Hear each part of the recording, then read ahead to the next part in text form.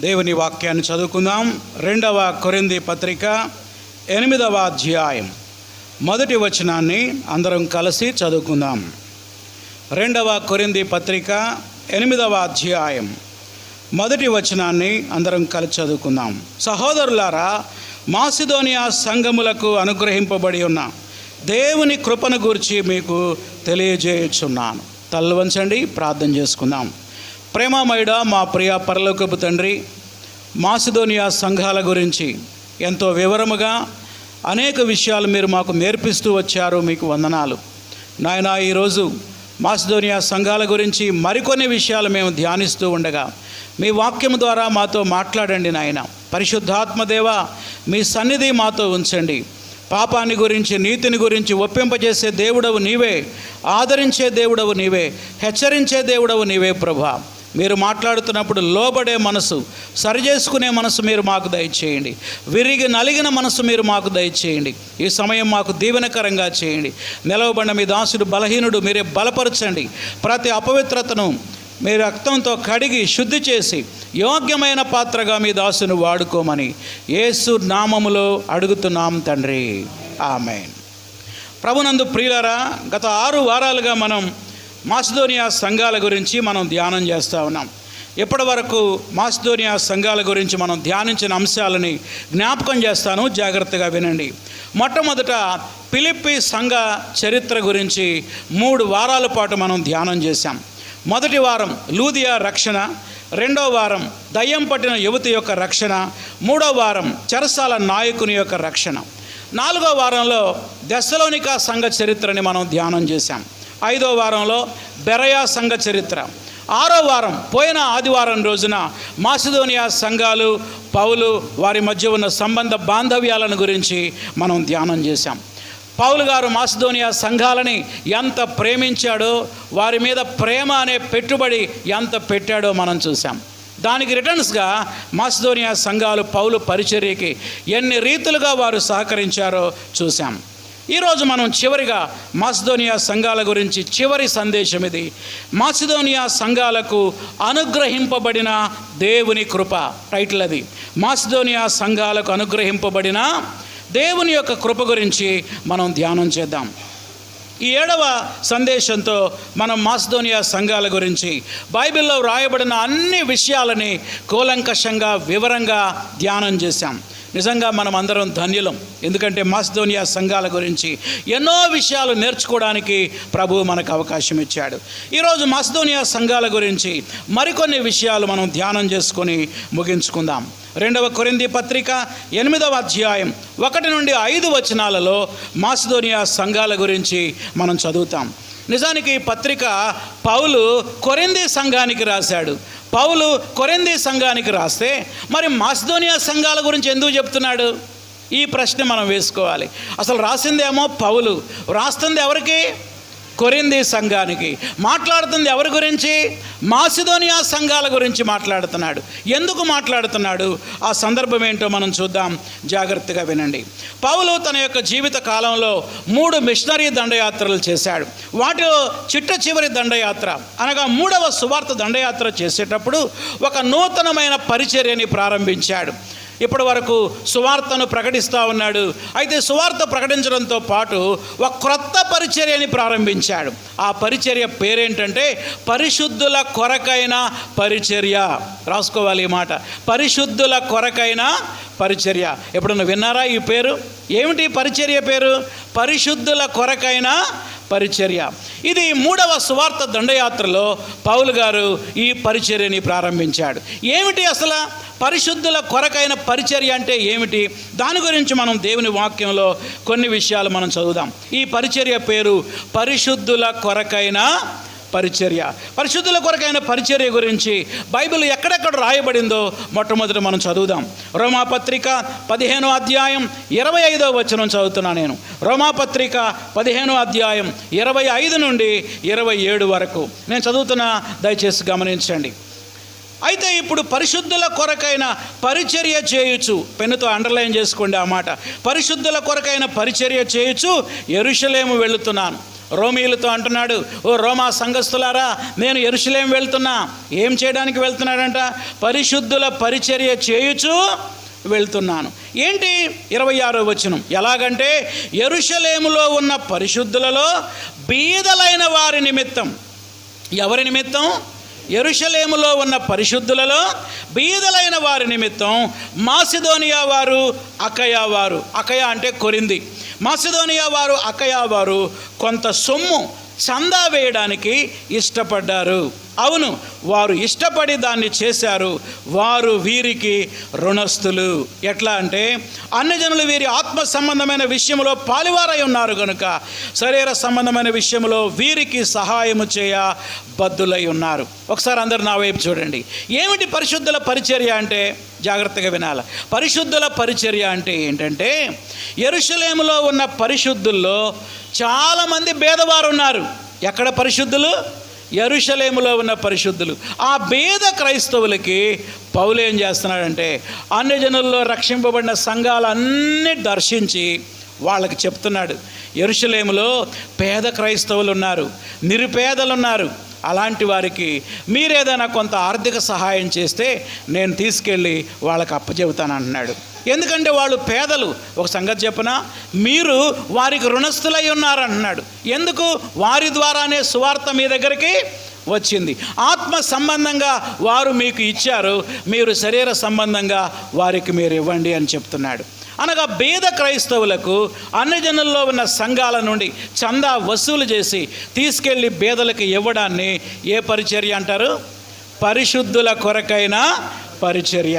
ఇదే విషయాన్ని కొరింథీ సంఘానికి కూడా ఉత్తరం రాశాడు. మొదటి కొరింథీ పత్రిక 16వ అధ్యాయంలో మొట్టమొదటిసారి ఈ యెరూషలేములో ఉన్న పేద క్రైస్తవుల గురించి పౌలు కొరింథీ సంఘానికి చెప్పాడు. 1వ కొరింథీ 16వ అధ్యాయం 1, 2 వచనాలు 3తో చదువుతాం. 1వ వచనం, పరిశుద్ధుల కొరకైన చందా విషయం అయితే, పెన్నుతో అండర్లైన్ చేసుకోండి ఆ మాట, పరిశుద్ధుల కొరకైన చందా విషయం అయితే నేను గలతీయ సంఘములకు నియమించిన ప్రకారం మీరు కూడా చేయండి. నేను వచ్చినప్పుడు చందా పోగు చేయకుండా ప్రతి ఆదివారం మీలో ప్రతివాడు తాను వర్ధిల్లిన కొలది తన యొద్ద కొంత సొమ్ము నిల్వ చేయాలి. నేను వచ్చినప్పుడు మీరు ఎవరిని యోగ్యులుగా ఎంచి పత్రికలు ఇస్తారో వారి చేత మీ ఉపకార ద్రవ్యాన్ని యెరూషలేమునికి పంపుతాను. మొట్టమొదటిసారి పౌలు మొదటి కొరింథీ పత్రిక ఉత్తరం రాసినప్పుడు ముందుగానే చెప్పాడు, ఓ కొరింథీ సంఘస్థులారా, నేను పరిశుద్ధుల కొరకైన పరిచర్య చేయాలని ఇష్టపడుతున్నా. యెరూషలేములో చాలామంది పేద క్రైస్తవులు ఉన్నారు. మరి మీరు కూడా కొంత సొమ్ము చందా ఇవ్వడానికి ఇష్టపడితే మీరేం చేస్తారంటే, నేను వచ్చినప్పుడు గబగబా వసూలు చేసి ఇవ్వకండి. ఎందుకంటే అందరి దగ్గర అంత మొత్తం ఆ టైంకి ఉండటం చాలా కష్టం. కాబట్టి మీరు ఏం చేస్తారంటే, ప్రతి ఆదివారం ప్రతి ఒక్కరూ కొంత సొమ్ము చందా నిల్వ చేయండి. ఎవరికి చందా?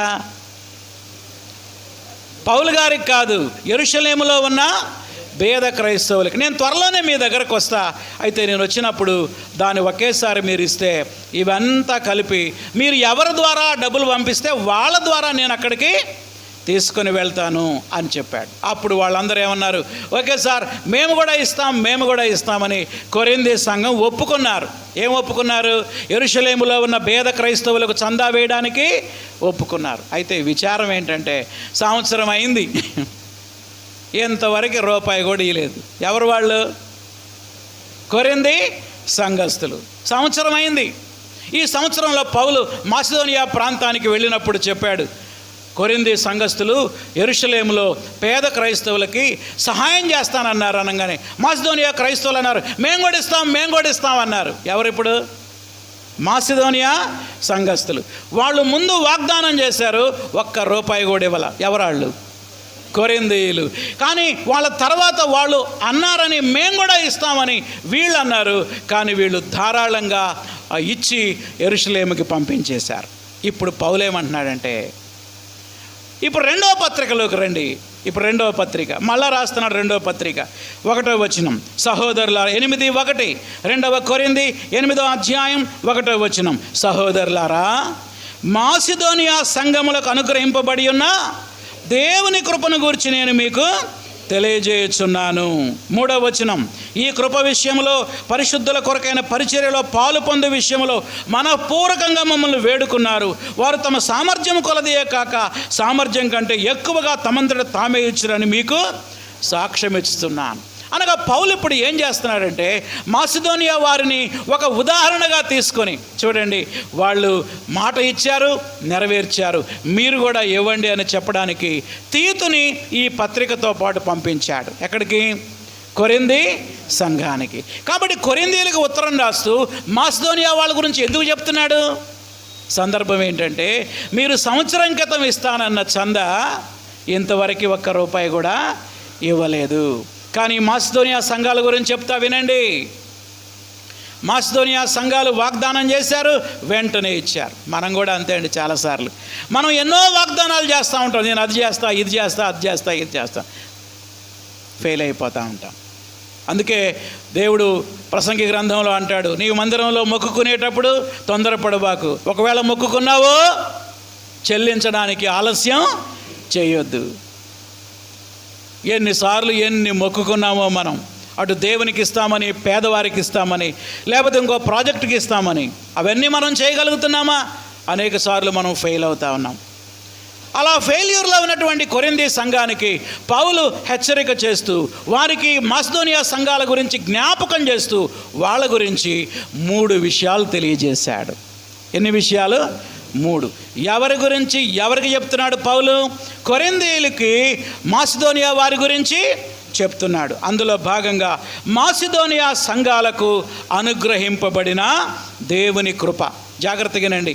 ఇప్పుడు మాసిదోనియా సంఘాలకు దేవుడు ఏమనుగ్రహించాడంట? కృపను అనుగ్రహించాడు.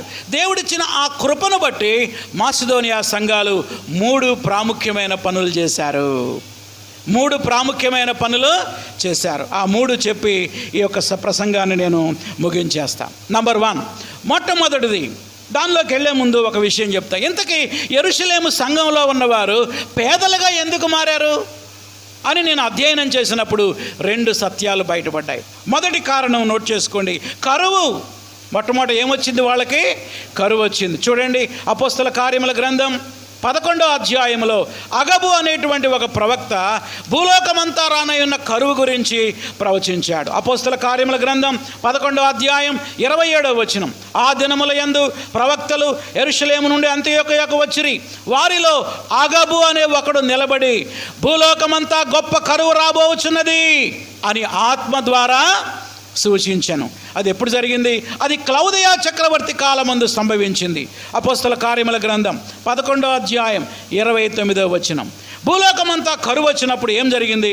అప్పుడు శిష్యులలో ప్రతి వాడు తన శక్తి కొలది యోదయాలో కాపురమున్న సహోదరులకు సహాయము పంపుటకు నిశ్చయించుకున్నారు. ఎలా పంపారు?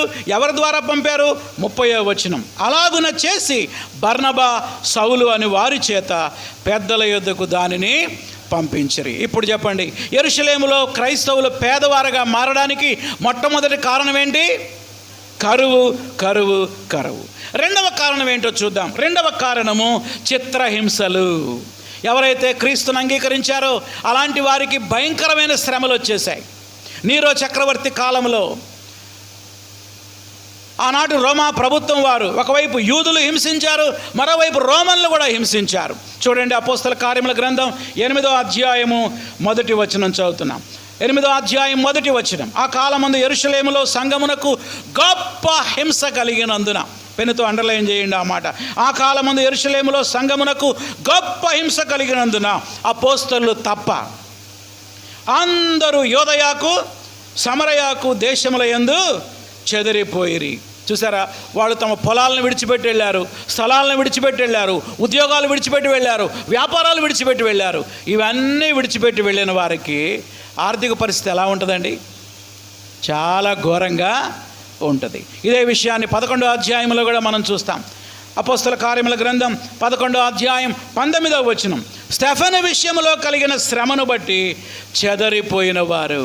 స్టెఫెను రాళ్లతో కొట్టి చంపినప్పుడు భయపడి యెరూషలేములో ఉన్నటువంటి విశ్వాసులైన వారు ఆయా దేశాలు చెదిరిపోయారు.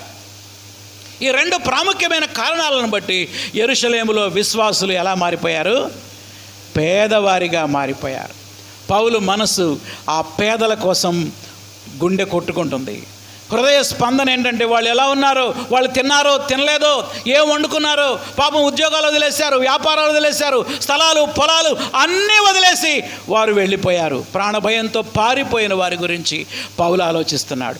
అన్యజనుల్లో ఉన్న సంఘాలన్నీ తిరిగి 3వ మిషనరీ దండయాత్రలో అక్కడ కరువు వచ్చింది, అక్కడ హింసలు ఉన్నాయి, అలాంటి వారికి కొంచెం సహాయం చేయండి. రీసెంట్గా మన కాలంలో ఇలా జరిగింది. మణిపూర్ రాష్ట్రంలో క్రైస్తవుల మీద ఘోరమైన క్రూరమైన హింసలు జరిగినప్పుడు ఏం చేశాం మనం? ఏం చేయలేదా? మన సువార్దళం పక్షాన అన్ని సంఘాల నుండి చందా వసూలు చేసి ఆ డబ్బులు మనం ఎడకు పంపాం, మణిపూర్కి పంపించాం. దానిలో మీరు కూడా పాలుభగస్తులై ఉన్నారు. మీరు కూడా మీ చేతులు విప్పి ఆ పరిచర్య నిమిత్తం ఇచ్చారు. ఆ పరిచర్య పేరేంటి? పరిశుద్ధుల కొరకైన పరిచర్య. పరిశుద్ధుల కొరకైనటువంటి పరిచర్య. ఈ పరిచర్య గురించి చెప్తూ వారి వాగ్దానాన్ని వారికే జ్ఞాపకం చేస్తున్నాడు కొరింథీ సంఘానికి. కొరింథీలారా, సంవత్సరం క్రితం మీరు వాగ్దానం చేశారు, మీ వాగ్దానాన్ని మీకే జ్ఞాపకం చేస్తున్నా. చూడండి, మీ ఆసక్తిని చూసి పురికొల్పబడిన మాసిదోనియా సంఘస్థులు ఎంత చేశారో చూడండి. ఎంత చేస్తారని మేము అనుకోలేదు. మాసిదోనియా సంఘాలు ఏమేం చేశాయి, ఎంత చేయగలిగారంటే అది కేవలం దేవుని యొక్క కృప. చూద్దాం మళ్ళొకసారి 2వ కొరింథీ పత్రిక 8వ అధ్యాయం 1వ వచనం. సహోదరులారా, మాసిదోనియా సంఘములకు అనుగ్రహింపబడి ఉన్న దేవుని కృపను గూర్చి మీకు తెలియజేయుచున్నాను. వీరు మాసిదోనియా సంఘాల వారు 3 పనులు చేశారండి. 3 పనులు చేశారు. ఈ 3 పనులు చేయడానికి కారణం వాళ్ళ జ్ఞానం కాదు, వాళ్ళ తెలివి కాదు, వాళ్ళ సామర్థ్యం అంతకంటే కాదు. కేవలం దేవుని కృప. కేవలం దేవుని కృప. ఏమిటి ఆ 3 పనులు? ఆ 3 పనులు ఏంటో మనం వరుసగా చూద్దాం. నంబర్ 1, మొట్టమొదటిగా వారు చేసిన పని ఏంటంటే ప్రభువుకు సేవకులకు తమ్ము తాము అప్పగించుకున్న సంఘాలు. ప్రభువుకి సేవకులకు తమ్ము తాము అప్పగించుకున్న సంఘాలు. 2వ కొరింథీ పత్రిక 8వ అధ్యాయం 5వ వచనం చదువుతున్నా చూడండి.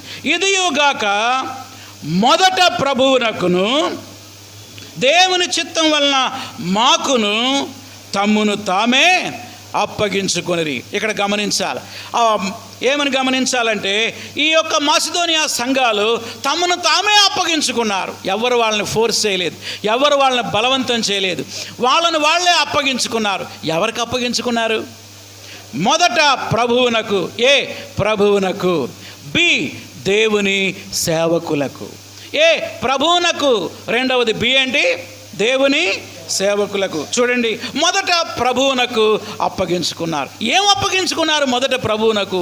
మొట్టమొదటి వాళ్ళు ప్రభువుకు అప్పగించుకుంది ఏంటో తెలుసా? తమ జీవితాలను ప్రభువుకి అప్పగించుకున్నారు. ఏం అప్పగించుకున్నారు?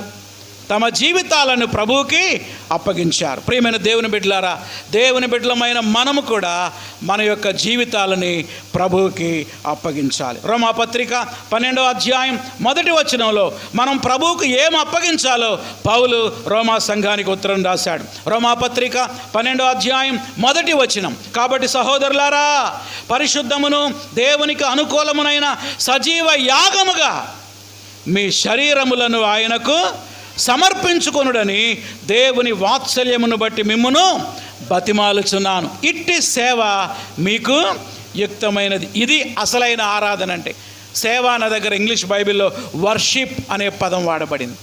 ఏమిటి అసలైన ఆరాధన? అసలైన ఆరాధన అంటే ఏదో నోటితో పాటలు పాడటమో లేదా నోటితో ప్రభువా ప్రభు అని ఆరాధించడం మాత్రమే కాదు. అది ఒకవైపే, కాయిన్కి ఒకవైపే. మరోవైపు ఏంటో తెలుసా? మన శరీరాన్ని సజీవ యాగంగా దేవునికి సమర్పించుకోవాలి. శరీరాన్ని సజీవ యాగంగా సమర్పించుకోవడం అంటే ఏంటి? 6వ అధ్యాయంలో వివరించాడు. రోమాపత్రిక 6వ అధ్యాయం చదువుతున్నా నేను. 12, 13 వచనాలు చదువుతున్నాను చూడండి. రోమాపత్రిక 6వ అధ్యాయం 12, 13 వచనాలు. కాబట్టి శరీర దురాశలకు లోబడినట్లుగా చావునకు లోనైన మీ శరీరమందు పాపమును ఏలనీయకుడి. 13వ వచనం గమనించాల. మరియు మీ అవయవములను దుర్నీతి సాధనాలుగా పాపానికి అప్పగించబాకండి. అయితే మృతుల్లో నుండి సజీవులం అనుకొని మిమ్మును మీరే దేవునికి అప్పగించుకోండి. ఇదిగో చూడండి, ఇదిగో నా చేతులు, ఇవిగో నా కళ్ళు, ఇవిగో నా చెవులు, ఇదిగో నా నోరు, ఇవన్నీ నా అవయవాలు. నేను యేసుక్రీస్తుని నమ్ముకోకముందు, మారు మనసు పొందకముందు, బాప్తీసం తీసుకోకముందు మనమందరము మన శరీర అవయవాలని దేనికి సాధనంగా వాడాం? దుర్నీతికి సాధనాలుగా వాడాం. మన ఇష్టం వచ్చిన మాటలు మాట్లాడాం, మన ఇష్టం వచ్చినవి చూసాం ఈ కళ్ళతో, మన ఇష్టం వచ్చినవి మనం విన్నాం, మన ఇష్టం వచ్చినట్టు ప్రవర్తించాం. ఇప్పుడు పౌలు అంటున్నాడు, మీరు క్రీస్తులో బాప్తీసం పొందినటువంటి మీరు ఏం చేయాలో తెలుసా? దుర్నీతికి మన అవయవములను సాధనంగా అప్పగించకూడదు. మరి దేనికి అప్పగించాలి? దేవునికి నీతి సాధనాలుగా అప్పగించాలి. ఈ మాటలు వింటున్న సోదరి సోదరులారా, నీ కళ్ళు దేవునికి సమర్పించావా? నీ నోరు దేవునికి సమర్పించావా? నీ కాళ్ళు దేవునికి సమర్పించావా? నీ చెవులు దేవునికి సమర్పించావా? ఎవరికి వాళ్ళమే పరీక్షించుకుందాం. మొట్టమొదట మనం అప్పగించుకోవాల్సింది మన శరీర అవయవాలని ఎవరికి? ప్రభువుకి అప్పగించుకోవాలి. ప్రభువుకి అప్పగించుకోవాలి. ప్రభువుకి అప్పగించుకోవాలి. ప్రభువుకి అప్పగించామా, ఇంకా నా చెయ్యి నా ఇష్టం వచ్చింది నేను చేస్తా, నా నోరు నా ఇష్టం అని మనం అప్పగించకుండా మనమే మన ఇష్టానుసారంగా దాన్ని వాడుతున్నామేమో మనల్ని మనం పరీక్షించుకోవాలి. రెండవది, వాళ్ళు ఎవరికి అప్పగించుకున్నారు?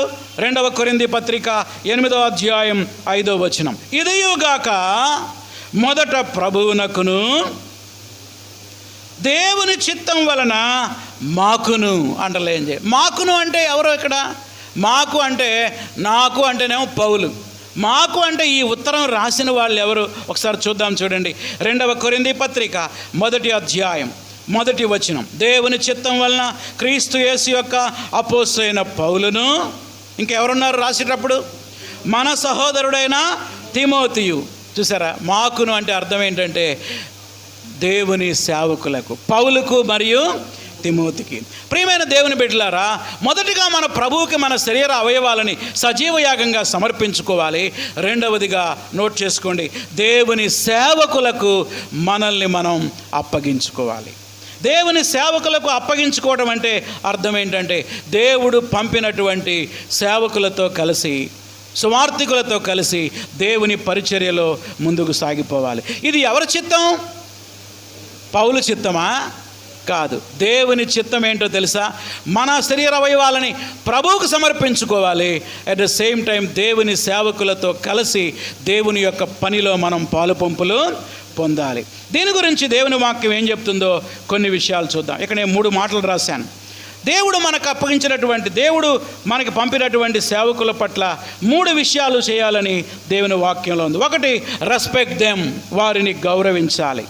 1వ దెస్సలోనిక 5వ అధ్యాయం 12-13 వచనాలు. 1వ దెస్సలోనిక 5వ అధ్యాయం 12-13 వచనాలు చదువుతున్నాను, దయచేసి గమనించండి.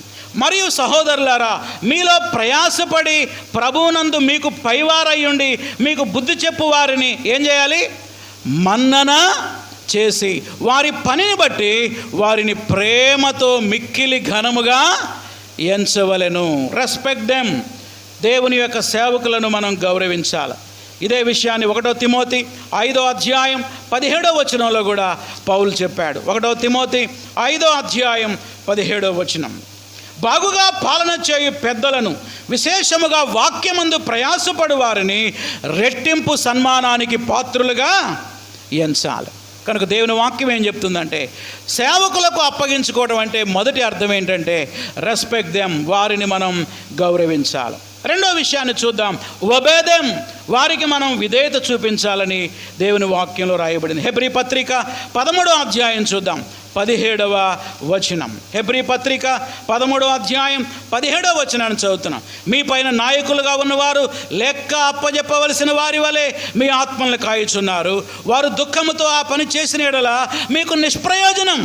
కనుక దుఃఖముతో కాక ఆనందముతో చేయునట్లు వారి మాట విని వారికి లోబడండి.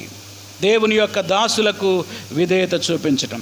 మూడవదిగా ఫాలో దెమ్, వారిని అనుసరించండి. హెబ్రీ పత్రిక 13వ అధ్యాయం 7వ వచనాన్ని మనం చూద్దాం. మీకు దేవుని వాక్యం బోధించి మీ పైన నాయకులుగా ఉన్న వారిని జ్ఞాపకం చేసుకొని వారి ప్రవర్తన ఫలమును శ్రద్ధగా తలంచుకొనుచు వారి విశ్వాసాన్ని అనుసరించండి. ఎవరైతే క్రీస్తును పోలి నడుస్తారో అలాంటి సేవకుల్ని మనం పోలి నడవాలి. సేవకులందరినీ పోలి కాదండు, ఓసారి ఒక ఆయన అన్నాడు, మా పాస్టర్ గారే కట్నం తీసుకున్నాడు సార్, నేను ఎందుకు తీసుకోను అన్నాడు. పాస్టర్ గారు ఏం తీసుకున్నాడంట? కట్నం తీసుకున్నాడు, నేను ఎందుకు తీసుకోను అన్నాడు. అది కాదు ఇక్కడ అర్థం. ఎలాంటి సేవకుల్ని మనం పోలి నడవాలి? క్రీస్తుని పోలిన సేవకులు. అదే పౌలు అంటాడు, నేను క్రీస్తుని పోలి నడుచుకున్నాను కనుక మీరు నన్ను పోలి నడుచుకోండి. కనుక మొదటి విషయం ఏంటి? మాసిదోనియా సంఘాల గురించి చెప్తున్నాడు. మొదట వారు ప్రభువునకు సేవకులకు తమ్ము తాము అప్పగించుకున్న సంఘాలు. రెండో విషయాన్ని మనం చూద్దాం. రెండవదిగా శ్రమలలో సంతోషించిన సంఘాలు. శ్రమలలో సంతోషించిన సంఘాలు చూడండి. 2 కొరింథీ పత్రిక 8వ అధ్యాయము 2వ వచనం చదువుతున్నా నేను. 2 కొరింథీ పత్రిక 8వ అధ్యాయము 2వ వచనం. దేవుని కృప ఎలా అప్పగించుకున్నారో తెలుసా? దేవుని కృపను బట్టే. వినండి, నేను ముందుగానే చెప్పా, ఈ 3 విషయాలు వాళ్ళు చేయగలిగారంటే కారణం వారు కాదు, వారికి అనుగ్రహింపబడిన దేవుని కృప. దేవుని కృపతోనే మనం దేవునికి అప్పగించుకోగలం. దేవుని కృపతోనే సేవకులకు అప్పగించుకోగలం. దేవుని కృప లేకపోతే మనం దేవునికి అప్పగించుకోలేం, సేవకులతో కూడా కలిసి నడవలేం. రెండో విషయం చూడండి, శ్రమలలో సంతోషించిన సంఘాలు. శ్రమలలో సంతోషమా? అమ్మో ఎంత కష్టం ఇది. 2వ వచనం, ఎలాగనగా 2 కొరింథీ పత్రిక 8వ అధ్యాయం 2వ వచనం, ఎలాగనగా వారు బహుశ్రమల వలన పరీక్షింపబడగా అత్యధికముగా సంతోషించరు. ఎన్ని శ్రమలు వచ్చినాయండి వారికి! 1 2 బహుశ్రమలు. ఈ మాసిదోనియా సంఘాల కంట భయంకరమైన శ్రమలు. ఆ చరిత్ర అంతా మనం ధ్యానం చేశాం. ఫిలిప్పీ సంఘాన్ని ప్రారంభిస్తున్నప్పుడు ఎన్ని శ్రమలు వచ్చినాయో. దెస్సలోనిక సంఘాన్ని ప్రారంభిస్తూ ఉంటే ఆ యొక్క యాసోను మీద ఇంటి మీద పడి దాడి చేసి ఈడ్చికెళ్ళారు. భయంకరమైన శ్రమలు. బెరయాలో సువార్త ప్రకటిస్తూ ఉంటే విశ్వాసుల్ని ఎన్ని హింసలు పెట్టారు. ఒకవైపు సేవకుల్ని హింసించారు, మరోవైపు విశ్వాసుల్ని హింసించారు. ఇన్ని శ్రమలు వారి జీవితాల్లో వస్తే ఏడవలేదు, కృంగిపోలేదు, భయపడలేదు, బాధపడలేదు. ఇక ఈ దేవుడు మాకు వద్దు, మేము మళ్ళీ తిరిగి లోకంలో కలిసిపోతామని అనలేదు. దేవునికి స్తోత్రము కలుగును గాక. కానీ ఏం చేశారో తెలుసా? వారు బహుశ్రమల వలన పరీక్షింపబడగా అత్యధికముగా సంతోషం. శ్రమలు ఎక్కువయ్యే కొలది వారి సంతోషం ఎక్కువ అవుతా ఉంది. శ్రమలు ఎక్కువయ్యే కొలది వారి ఆనందం ఎక్కువ అవుతా ఉంది. ఎలా ఆనందించగలుగుతున్నారండి? కారణం దేవుని కృప. ఆ మాట మర్చిపోవద్దు. మాసిదోనియా సంఘములకు అనుగ్రహింపబడిన దేవుని కృప. దేవుని కృప లేకపోతే శ్రమలలో మనం కృంగిపోతాం. దేవుని కృప లేకపోతే శ్రమలలో మనం భయపడతాం, పారిపోతాం, దేవుని నుంచి దూరం అయిపోతాం. శ్రమలలో ఇంత అత్యధికంగా సంతోషించగలిగారంటే కారణం వారికి అనుగ్రహింపబడిన దేవుని కృప. ప్రియమైన దేవుని బిడ్డలారా, మన జీవితంలో ఎదురయ్యే కష్టాల్లో, శ్రమలలో, ఇరుకుల్లో, ఇబ్బందుల్లో, నిందలలో, అవమానాలలో కూడా మనం సంతోషించాలని దేవుని వాక్యం సెలవిస్తూ ఉంది. ఎక్కడ సెలవిచ్చింది దేవుని వాక్యం? చూడండి, యేసు ప్రభు వారు చెప్పిన మాటని మనం జ్ఞాపకం చేసుకుందాం. ప్రభు అయిన యేసు క్రీస్తు వారు ఏం చెప్పారు?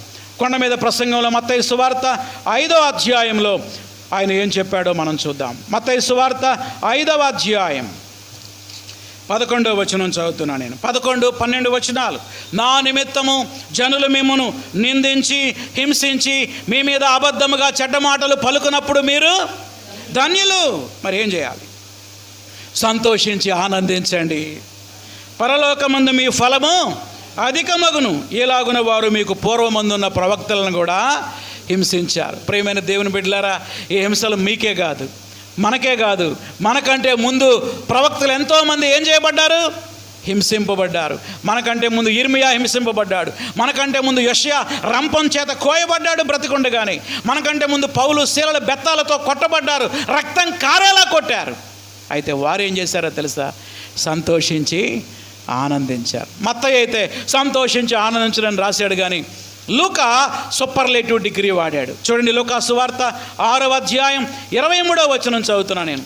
లూకా సువార్త 6వ అధ్యాయం 23వ వచనం 22 నుంచి. మనుష్య కుమారుని నిమిత్తము మనుషులు మిమ్మల్ని ద్వేషించి, వెలివేసి, నిందించి మీ పేరు చెడ్డది అని కొట్టివేయినప్పుడు మీరు ధన్యులు. ఆ దినమందు మీరు సంతోషించి గంతులు వేయుడి. ఎట్లా సాధ్యమండి అసలు? ఇది సంతోషించడమే అసాధ్యం, లోక ఏం రాశాడు? సంతోషించడం కాదు, ఏం చేయాలంట? గంతులేయండి, గంతులేయండి. శ్రమలలో ఆనందం, శ్రమలలో సంతోషం, శోధనలో, ఇరుకులో, ఇబ్బందులు, ఇలా గంతులు వేయాలంటే ఎవ్వరి వల్ల కూడా కాదు. ఎవరి వల్ల ఇద్దంటే ఎవరైతే దేవుని కృప మీద ఆధారపడతారో వారు మాత్రమే సంతోషించి గంతులేస్తారు, వారు మాత్రమే సంతోషిస్తారు. ఇది మానవులుగా మనకు అసాధ్యం, కానీ దేవునికి సమస్తము సాధ్యం. దేవుని బిడ్డలారా, ప్రతి దినము, ప్రతి శ్రమలో, ప్రతి శోధనలో, ప్రతి ఇరుకులో, ప్రతి ఇబ్బందిలో దేవుని కృప కొరకు మనం ఏడవాలి, దేవుని కృప కొరకు వేడుకోవాలి.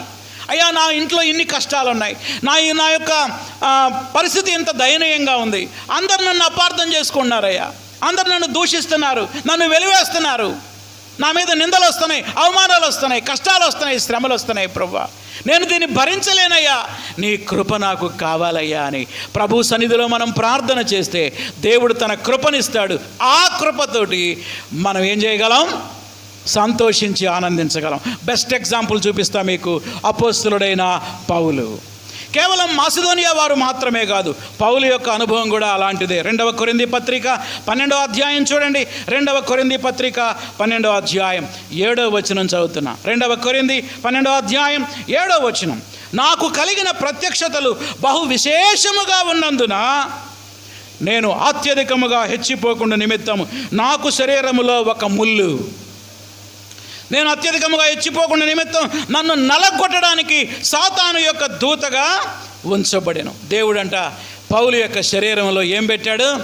ఒక ముళ్ళు, ఒక వ్యాధి, ఒక బాధ, ఒక కష్టం, ఒక వేదన, ఒక కన్నీరు ఉంది పౌలు యొక్క శరీరంలో. ప్రియులారా, పౌలు శరీరంలో మాత్రమే కాదు, విశ్వాసులైన మనందరి జీవితాలలో ఏదో ఒక ముళ్ళు దేవుడు తప్పకుండా పెడతాడు. ముళ్ళు లేని క్రైస్తవుడు ఈ భూమి మీద ఉండడు. తప్పకుండా ఏదో ఒక ముళ్ళు, అది నీ ఉద్యోగంలో కావచ్చు, నీ వ్యాపారంలో కావచ్చు, మీ పక్కింటి వాళ్ళతో ఒక ముళ్ళు కావచ్చు, లేదా మీ ఇంట్లోనే ముళ్ళు ఉండొచ్చు, లేదా మీ శరీరంలో ఒక బలహీనత ఉండొచ్చు, ఏమైనా కావచ్చు. ఆ ముళ్ళు ఏదైనా దానికోసం ప్రార్థన చేశాడు పౌలు. చూడండి 8వ వచనం. అది నా యొద్ద నుండి తొలగిపోవాలని దాని విషయమై ముమ్మారు ప్రభువుని వేడుకుంటుని, ప్రభువా ఈ ముళ్ళు తీసేయ్యా అని ప్రార్థన చేశాడు. దేవుడు ఏం మాట్లాడలా. మళ్ళా ఒక వారం తర్వాత మళ్ళీ ప్రార్థన చేశాడేమో, ఉపవాసం ఉండి, మనకు తెలియదు. ప్రభువా ఈ ముళ్ళు తీసే ప్రభువా అని ఒక రోజంతా ఫాస్టింగ్ ఉండి ప్రార్థన చేశాడేమో. నో ఆన్సర్ రాలా. మళ్ళీ ఒక నెల రోజుల తర్వాత భరించలేక ముళ్ళు ఉంటే ఊరకనే ఉంటుంది, అది పొద్దాక ఏం చేస్తుంది? గుచ్చుతూ ఉంటుంది. అడుగు వేసినప్పుడల్లా గుచ్చుతుంది, అడుగడుగుకి నేను గుచ్చుతుంది. అడుగడుగున బాధపట్టే వ్యక్తులు ఉంటారు, వాళ్ళని నీకు ముళ్ళుగా దేవుడు ఉంచాడేమో. ప్రార్థన చేస్తూ ఉంటాం, ప్రభువా ఈ ముళ్ళు తీసేయి ప్రభువా. 3వసారి దేవుడు నోరు తెరిచి ఒక మాట అన్నాడు. ఏమన్నాడో చూడండి 9వ వచనం. అందుకు ప్రభు అన్నాడు, నా కృప నీకు చాలును, నీ బలహీనత యందు నా శక్తి ఏమవుతుంది? పరిపూర్ణమగుచున్నది. దేవుడిచ్చిన జవాబు ఏంటో తెలుసా? ప్రభువా ముళ్ళది అంటే ప్రభు అన్నాడు, తీయనంటే తీయను అన్నాడు. తేల్చి చెప్పాడు. ఏం తీయడంట? ఏం తీయడు? ముళ్ళు తీయడు. నేను ముళ్ళు తీయను, ముళ్ళు ఉండని. కానీ ఆ ముళ్ళు భరించడానికి నేను నీకేమిస్తాను? కృపనిస్తాను. My grace is sufficient for you. నా కృప నీకు ఇస్తాను, ముళ్ళు భరించడానికి నా శక్తినిస్తాను. ఈ 2 విషయాలు నోట్ చేసుకోవాలా. His grace and his power always available for God's children. 24 hours available. 24 గంటలు దేవుని కృప, దేవుని శక్తి ఆయన బిడ్డలకు సమృద్ధిగా దేవుడిస్తాడు. అప్పుడు పౌలు ఒక అద్భుతమైన తీర్మానం చేశాడు. 10వ వచనం చదువుతున్నా చూడండి, నాతో కలిసి అందరూ చదవండి ఒకసారి. 10వ వచనం, 2వ కొరింథీ 12వ అధ్యాయం 10వ వచనం. నేనెప్పుడు బలహీనుడను అప్పుడే బలవంతుడును గనుక క్రీస్తు శక్తి నిమిత్తము నాకు కలిగిన బలహీనతల్లో, నిందలలో, ఇబ్బందులలో, హింసలలో, ఉపద్రవాలలో నేను ఏడుస్తున్నాను. ఏడుస్తున్నాడా? మనమైతే అట్లా రాస్తాం. మనమేం రాస్తామంటే నా బలహీనతల్లో, నిందలలో, ఇబ్బందుల్లో, ఉపద్రవాల్లో నేను విలవిల్లాడిపోతున్నాను, ఏడుస్తున్నాను, తట్టుకోలేకపోతున్నాను రాస్తాం. కానీ పౌలు అంటున్నాడు, మళ్ళీ చదువుతాను చూడండి, క్రీస్తు నిమిత్తం నాకు కలిగిన, లెక్క పెట్టండి ఒకసారి, 1 బలహీనతలలో, 2 నిందలలో, 3 ఇబ్బందులలో, 4 హింసలలో, 5 ఉపద్రవములలో నేను సంతోషిస్తున్నాను. బాబా ఎట్లా వచ్చింది సార్ ఈ సంతోషం? ఎలా వచ్చిందో తెలుసా?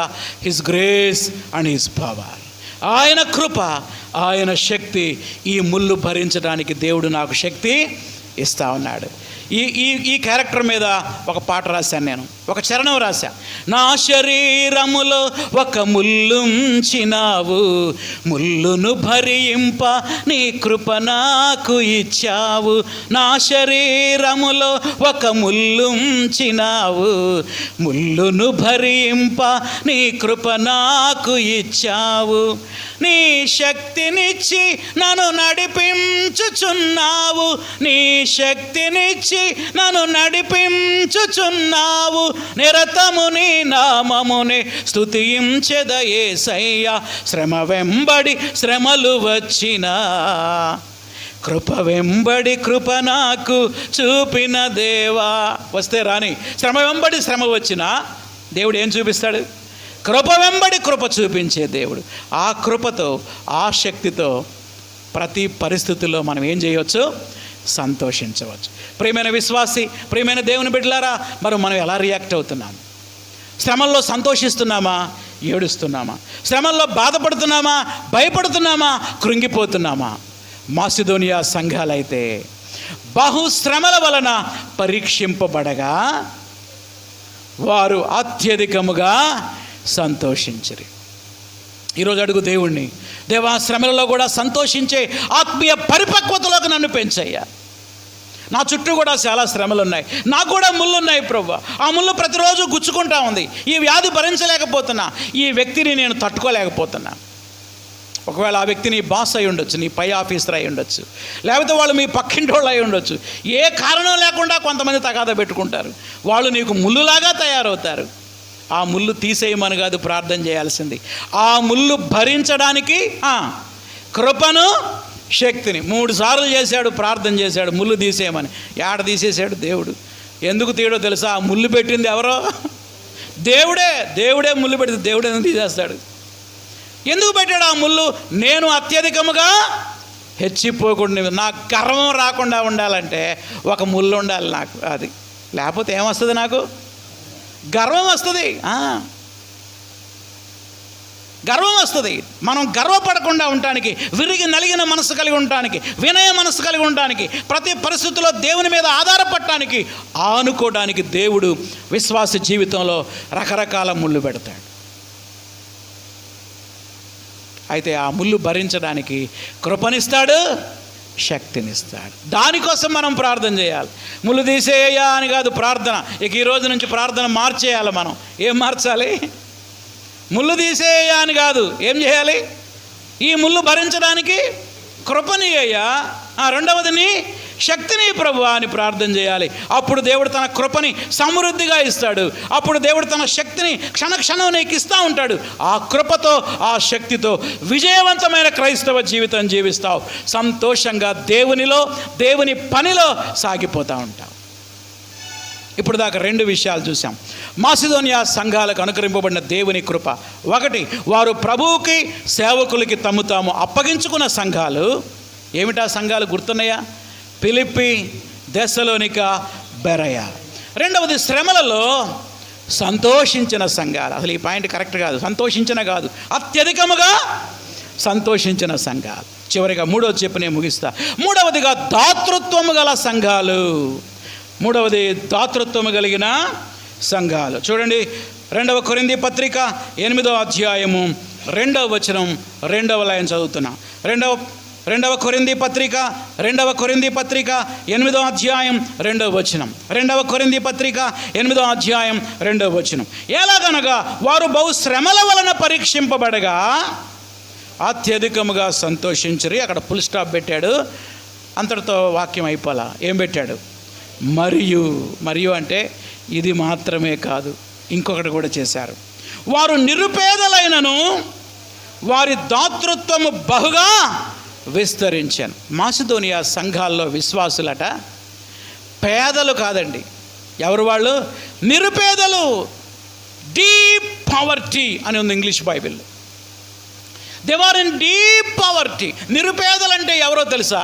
నిరుపేదలంటే కట్టుకోవడానికి సరైన బట్టలు లేని వాళ్ళు, తినడానికి సరైన తిండి లేని వాళ్ళు, నివసించడానికి సరైన గూడు కూడా లేని వాళ్ళు. గూడు బట్ట లేని వారిని ఏమంటాం మనం? నిరుపేదలు అంటాం. నిరుపేదలు. They are deep poverty. They are in deep power. వారు నిరుపేదలైనను వారి దాతృత్వము బహుగా విస్తరించెను.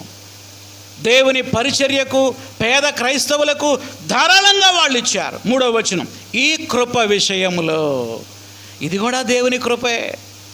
అంత నిరుపేదరికంలో ఉండి కూడా యెరూషలేములో ఉన్న పేద క్రైస్తవులకి ధారాళంగా ఇచ్చారంటే అది కూడా వారికి అనుగ్రహింపబడిన కృప. ఈ కృప విషయములోను పరిశుద్ధుల కొరకైన పరిచర్యలో పాలు పొందే విషయంలో మనఃపూర్వకముగా మమ్మను వేడుకొనుచు వారు తమ సామర్థ్యము కొలదియే గాక సామర్థ్యం కంటే ఎక్కువగా తమంతట తామే ఇచ్చిరని మీకు సాక్ష్యం ఇచ్చుచున్నాం. ఓ కొరింథీయులారా, మీరైతే సంపన్నులు, కానీ మాసిదోనియా సంఘాల వాళ్ళు సంపన్నులు కాదు. వాళ్ళు పేదలు, మామూలు పేదలు కాదు, వారు నిరుపేదలు. అయినప్పటికీ వారు ఎలా ఇచ్చారో తెలుసా? ఎలా ఇచ్చారో చూద్దాం. 1, నిరుపేదలైనప్పటికీ ఇచ్చారు. వాళ్ళకి లేదు అయినా ఇచ్చారు. 2వది, మనఃపూర్వకముగా ఇచ్చారు. సంతోషంగా ఇచ్చారు, మనస్ఫూర్తిగా ఇచ్చారు. ఏదో ఇవ్వాలి కాబట్టి ఇవ్వడం కాదు. అడిగారు కదా, చందా అడిగారా, అటైతే నేను కూడా ఇస్తానులే, అడిగారు కదండి అని ఇవ్వలేదండి. మనఃపూర్వకముగా ఇచ్చారు. 3వ వచనంలో ఉంది, పాలు పొందే విషయంలో మనఃపూర్వకముగా మమ్మను వేడుకున్నారు. వాళ్ళు వేడుకున్నారంట, పౌలు వేడుకోవాలా. ఇయ్యండి అయ్యా, ఇయ్యండి అని వేడుకోవాలా. ఎవరు? పౌలు. వాళ్ళు ఏమన్నారో తెలుసా? కొరింథీయులు ఇస్తున్నారా, అలాగైతే మేము కూడా ఇస్తామండి. బహుశా పౌలు అని ఉంటాడు, ఎక్కడిస్తారయ్యా, మీకే లేదు. అవును, మాకు లేదు, అయినా సరే మాకున్నదేదో ఇస్తాం, దయచేసి మాది కూడా మీరు తీసుకెళ్ళండి. ఎక్కడికి? యెరూషలేముకి మాది కూడా తీసుకెళ్ళండి అని వేడుకున్నారు. 3వ మాట చాలా ప్రాముఖ్యమైనది. సామర్థ్యం కొలదే కాదు, సామర్థ్యం కంటే ఎక్కువగా ఇచ్చారు. 4వది, తమంతట తామే ఇచ్చారు. 1, నిరుపేదలైనా ఇచ్చారు. 2వది, మనఃపూర్వకంగా ఇచ్చారు. 3వది, వారి సామర్థ్యం కంటే ఎక్కువ ఇచ్చారు. 4వది, వాళ్ళు బలవంతంగా ఇవ్వలేదు, తమంతటా తామే ఇచ్చారు. తమంతట తామే ఇచ్చారంటే నాట్ కోయర్స్డ్, బలవంతంగా కాదు, నాట్ మ్యానిపులేటెడ్, ఎవరో ప్రేరేపిస్తే కాదు, నాట్ ఇంటిమిడేటెడ్, ఏదో భయపడి కాదు వారిచ్చింది. కొంతమంది ఎలా ఇస్తారంటే బలవంతంగా ఇస్తారు, కొంతమంది ఎవరో ప్రేరేపిస్తే ఇస్తారు, కొంతమంది భయపెడితే ఇస్తారు. ఈ పోతేనా మీకు అవి వస్తాయి, ఈ వస్తాయి అని భయపెడితే, అమ్మో ఈ పోతేనంట అదో ఇద్దంట ఇదో ఇద్దంట అని భయానికి ఇస్తారు. వీళ్ళు భయానికి కాదు, బలవంతంగా కాదు, ఎవరో ప్రేరేపిస్తే కాదు, తమంతట తామే ఇచ్చారు. చివరిగా ఒక మాట అంటాడు, ఆ మాట నాకు భలే నచ్చిందండి. ఏమిటా మాట? 5వ వచనం లాస్ట్ లైన్. 5వ వచనం లాస్ట్ లైన్. ఎంతగా చేస్తారని మేము అనుకోలేదు. బా, ఎంత గొప్ప మాట. మళ్ళీ చదవనా? ఇంతగా చేయుదురని మేము అనుకోలే, మేము ఊహించలేదండి, మేము ఊహించలే. ఓ కొరింథీ సంఘస్థులారా, ఒకసారి వాళ్ళని చూడండి, ఒకసారి వాళ్ళని చూడండి. ప్రియమైన దేవుని బిడ్డలారా, నేర్చుకోవలసిన గొప్ప పాఠం ఏంటో తెలుసా? చివరిలో చెప్పాడు. ఎందుకు అసలు ఈ పరిచర్య ప్రారంభించాడో చెప్తాడు.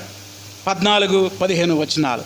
2వ కొరింథీ 8వ అధ్యాయం 14-15 వచనాలు. 13 నుంచి చదువుతా. ఇతరులకు తేలిగ్గా మీకు భారంగా ఉండాలని ఇది చెప్పట్లేదు. ఏదో మీరు చందా ఇస్తే తీసుకెళ్ళి అక్కడ ఇస్తానంటే మీకేదో భారంగా ఉండాలని, వారికి ఏదో తేలిక అవ్వాలని నేను చెప్పట్లా. చూస్తున్నారు, నా వైపు చూస్తున్నారా? మీకేమో భారంగా ఉండాలని, వాళ్ళకేమో తేలిగ్గా ఉండాలని చెప్పట్లా. మీ బరువేమో పెంచాలని, వాళ్ళ బరువేమో తగ్గించాలని చెప్పట్లా. మరి ఎందుకు చెబుతున్నాడు?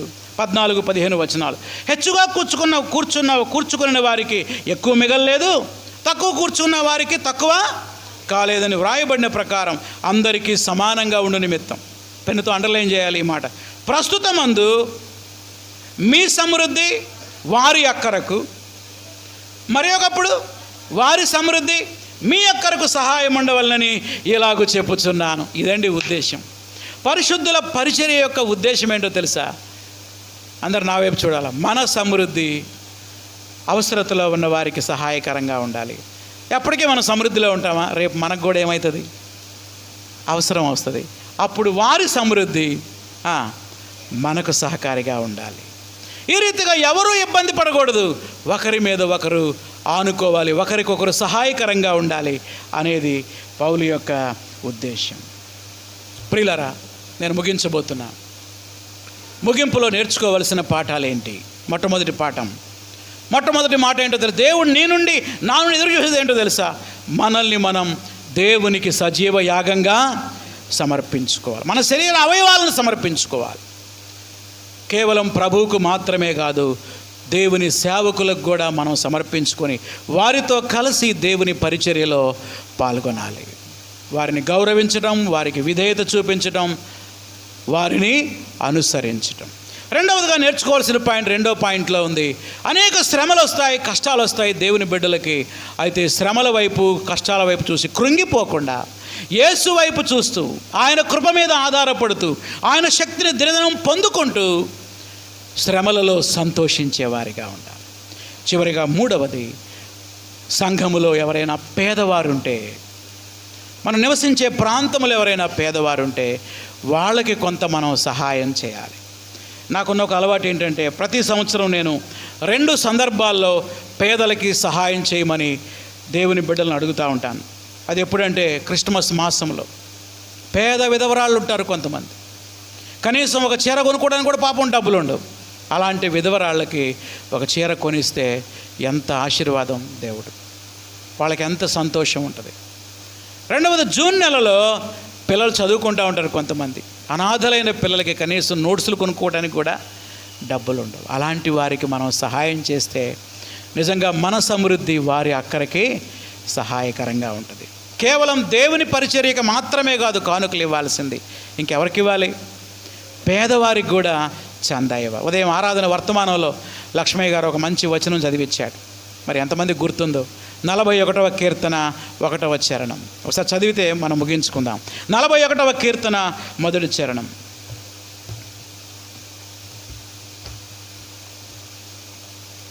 తీసిన వాళ్ళు చదవండి. బీదలను కటాక్షించువాడు ధన్యుడు. చాలు.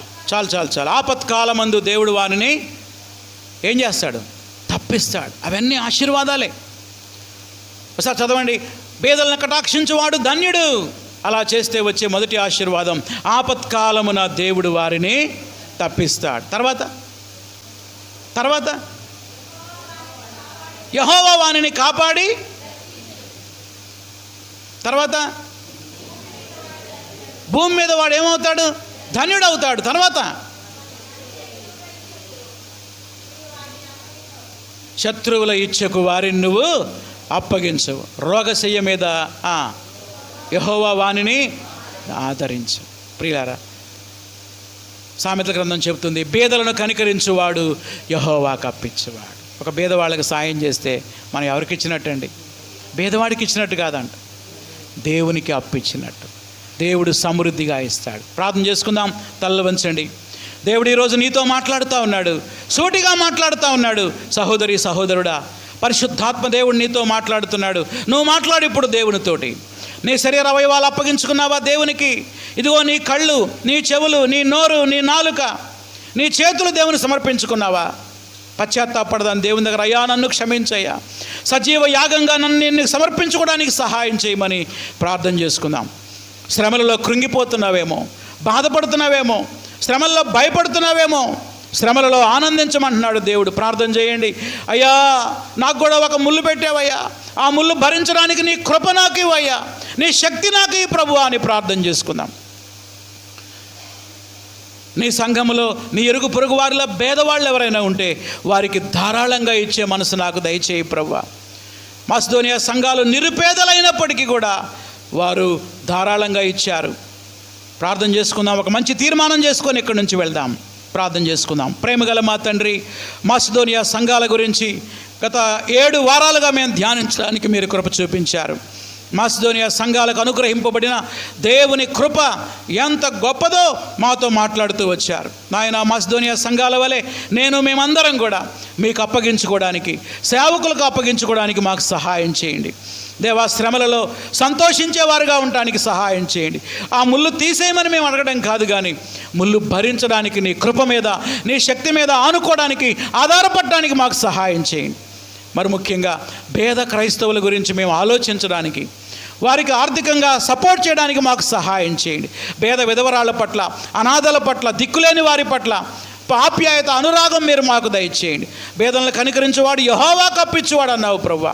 అలాంటి ప్రేమ మాకు దయచేయమని, ఈ వారమంతా మీ కృప, మీ కాపుదల సమృద్ధినిమ్మని నజరేయుడైన యేసు నామములో అడుగుతున్నాం తండ్రి, ఆమేన్. ప్రభు యేసు రక్తమే జయం, అపవాది క్రియలకు లయం, అపవాది క్రియలకు లయం. ప్రభు యేసు రక్తమునకు సంపూర్ణ విజయం, అపవాది క్రియలకు అనంత నాశనం. హల్లెలూయా, స్తుతి స్తోత్రం, ఆమేన్. మన తండ్రి అయిన దేవుని ప్రేమ, ప్రభు అయిన యేసుక్రీస్తు కృప, పరిశుద్ధాత్మ అన్యోన్య సహవాసం ఇప్పుడు ఎల్లప్పుడూ సదాకాలం మనకు తోడై ఉండునుగాక, ఆమేన్. అందరికీ వందనాలు. ఎవరైనా రోగులు, బలహీనులుంటే ముందుకొచ్చి ప్రార్థన చేయించుకోండి. God bless you. Thank you. వెంటనే యవనస్తుల కూడిక ఉంటుంది. యవనస్తులు అందరూ విని ఉండి యవనస్తుల కూడికలో పాల్గొనాలని మనవి చేస్తున్నాం.